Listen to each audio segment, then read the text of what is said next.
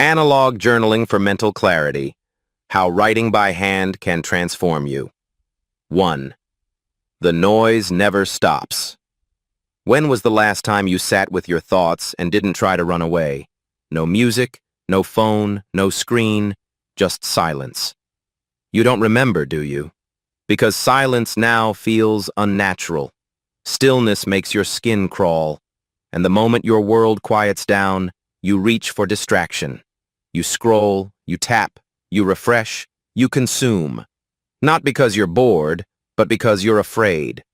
Afraid of what might rise to the surface once the noise is gone.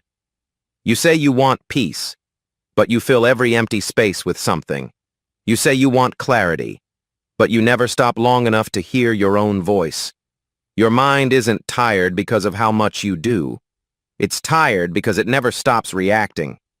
Thoughts overlap. Emotions stack.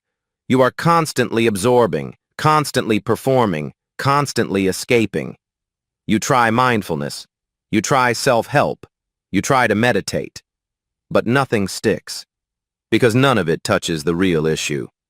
You've forgotten how to sit with yourself. And even worse, you've forgotten how to listen. But the truth is this. Your peace will never come from what you consume. It will come from what you release, from what you write, from what you allow to exist outside your head. Analog journaling is not trendy. It is not decorative. It is not an aesthetic. It is the return to something real, something raw, something ancient. It is the most powerful way to hear yourself think, to slow your thoughts down, to see them clearly, and finally, to understand them. Not through a screen, not through an app, but through your own hand, on paper, in silence. This is not about writing beautifully. It's about writing truthfully. And when you do, when the page begins to hold your pain, your doubt, your weight, you will feel something you have not felt in a long time. Relief, clarity, control, not over the world, but over yourself. And that's where everything begins. 2. The awakening, exposing the truth. You are not confused. You are disconnected. Disconnected from your own thoughts, from your own feelings, from your own truth. You live in reaction mode. You respond before you reflect. You speak before you understand. You move before you feel. Not because you're careless, but because the world rewards speed, not depth. And in that rush, you lost your inner anchor. You scroll past your emotions. You skip through your fears.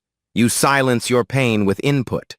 You are overwhelmed not by life, but by everything you refuse to process. Your mind is not a storage unit. It's not designed to carry every thought, every memory, every regret, every lie you've told yourself. But that's what you've turned it into. A hoarder of chaos. A vault of unspoken truths. You don't need more advice. You don't need more information. You need space. You need release. You need to pour it out. That is what journaling gives you. Not structure, not productivity, but a clearing. A way to drag the mess from your head onto paper, where you can finally look at it, touch it, name it. And when things are named, they lose power, because fear thrives in the vague, but it shrinks in the specific. You are not haunted by what happened. You are haunted by what you never admitted. Write it down, not for clarity, not for closure, but for truth. Because truth, once written, becomes visible, and once visible, it can no longer control you. That is the first step to freedom.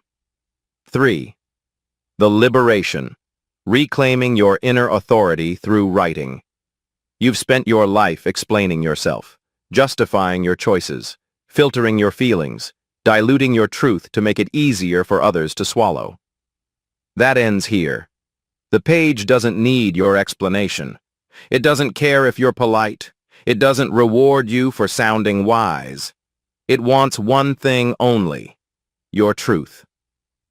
Journaling is not performance. It is confrontation. You are not writing for the world. You are writing to reclaim yourself. And here's how you begin. Sit down.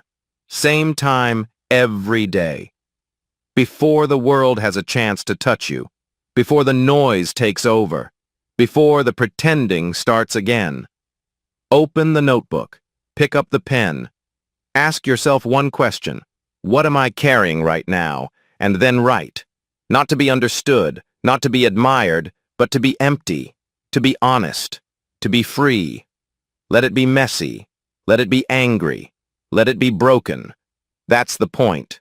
Perfection is the prison. Honesty is the exit. You don't need prompts. You don't need rules. You just need to stay. Stay when it's uncomfortable. Stay when it's boring. Stay when your mind tries to run. Because that resistance you feel is the very part of you that needs to be heard. You have been silencing your instincts for too long. Now is the time to let them speak. Not in public, not on stage, but privately. In ink. That is where your power returns. Not in being loud, but in being real. Unfiltered. Unpolished. Untamed. And once the truth is on the page, you will begin to change. Not suddenly, not dramatically, but quietly. You will stop explaining yourself. You will stop seeking approval. You will stop handing your piece to people who don't know what to do with it, because you've already faced yourself, and that is the scariest part. Everything else is noise. 4. The declaration. Quiet power is still power. You don't need to raise your voice to prove your strength. You don't need to argue to prove your truth. You don't need to be seen to be powerful. You wrote. You faced yourself. And now you walk differently. Not louder, but heavier. Not faster, but with purpose. You carry yourself like someone who knows where they've been. Someone who no longer runs from silence. Someone who no longer needs noise to feel alive. You understand now. Clarity was never about control. It was about release. Letting go of what was never yours, and holding on to what never left. Your voice, your thoughts, your truth.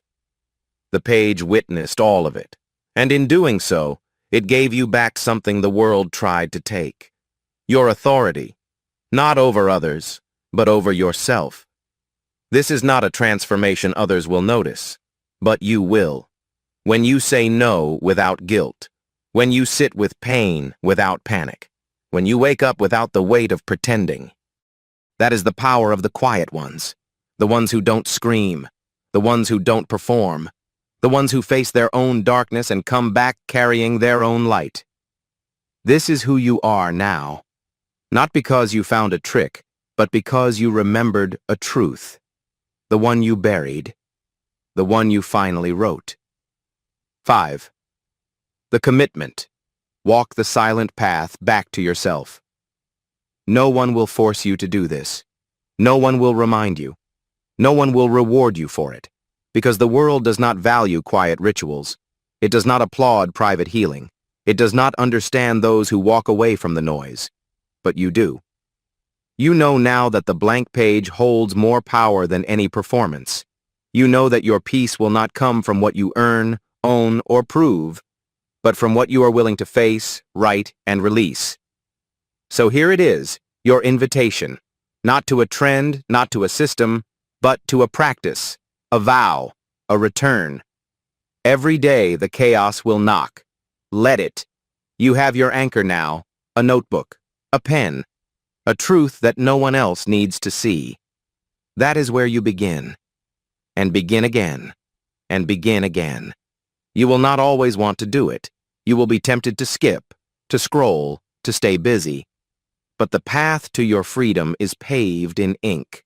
And the most important things you'll ever know about yourself will not come from outside.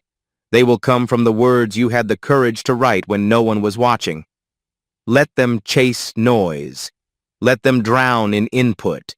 You will sit with your soul and finally hear it speak.